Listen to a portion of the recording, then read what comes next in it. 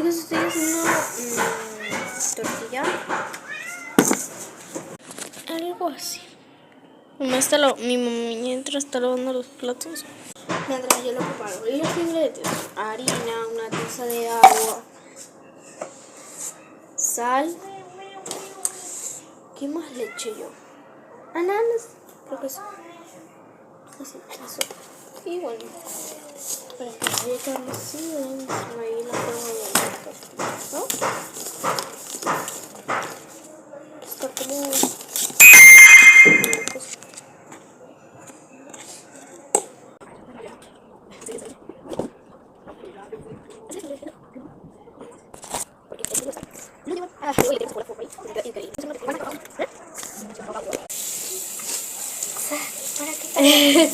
Estoy mostrando cosas.